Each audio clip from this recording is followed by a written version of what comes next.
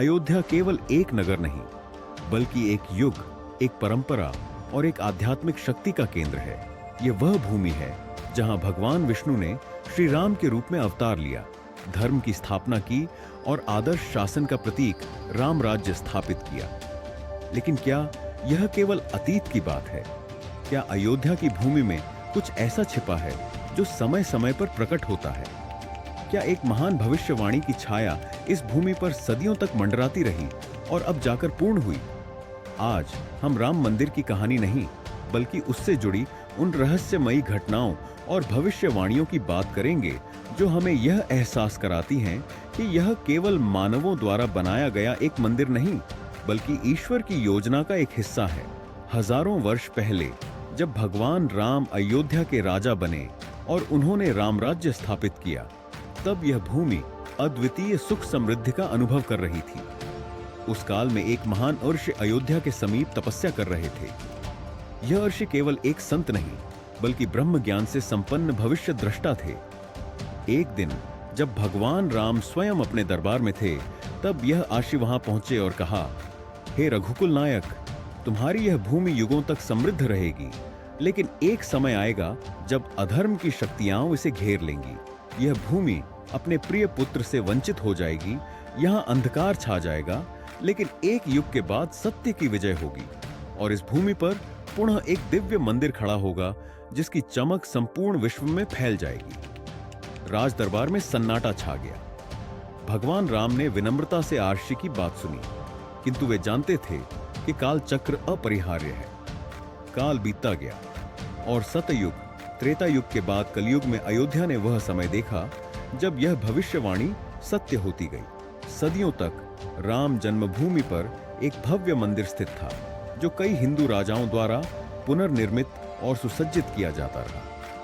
किंतु 1528 ईस्वी में भारत पर मुगलों का शासन था और बाबर के सेनापति मीर बाकी ने अयोध्या में राम जन्मभूमि पर स्थित मंदिर को नष्ट कर वहां एक मस्जिद का निर्माण कर दिया। इसके साथ ही संघर्ष की शुरुआत हो गई। हिंदू संतों और राजाओं ने इस भूमि को पुनः प्राप्त करने के लिए कई प्रयास किए, लेकिन हर बार उन्हें बलपूर्वक रोका गया।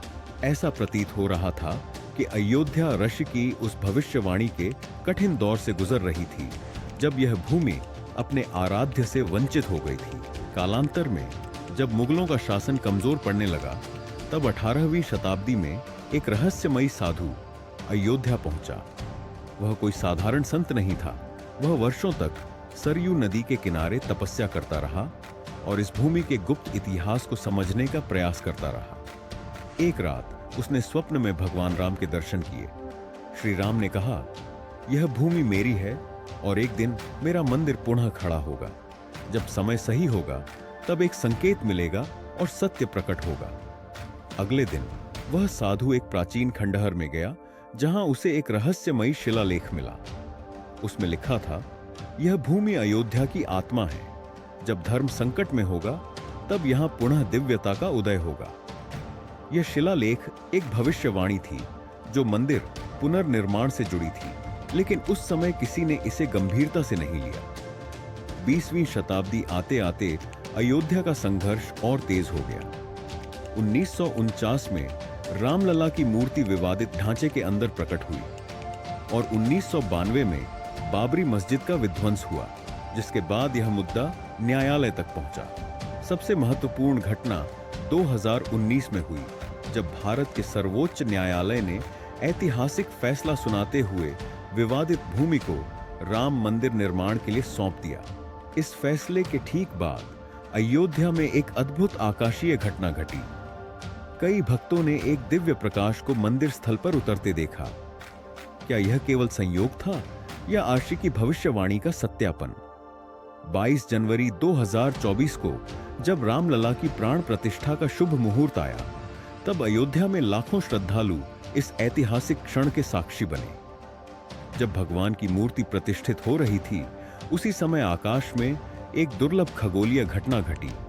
एक दिव्य सूर्य मंडल, सोलर हेलो दिखाई दिया। आध्यात्मिक ग्रंथों में कहा गया है कि जब कोई महान धार्मिक कार्य संपन्न होता है, तब प्रकृति स्वयं उसके संकेत प्रकट करती है। इस मंदिर की वास्तुकला केवल एक सुंदर संरचना नहीं, बल्कि आध्यात्मिक ऊर्जा का केंद्र है। यह मंदिर संपूर्ण विश्व में भारतीय संस्कृति और हिंदू धर्म का गौरव बढ़ाएगा। कुछ भविष्यवाणियां तो यह भी कहती हैं कि जब यह मंदिर पूरी तरह बनकर तैयार होगा, तब एक और दिव्य संकेत प्रकट होगा। हो सकता है कि सरयू नदी में कोई चमत्कार घटे।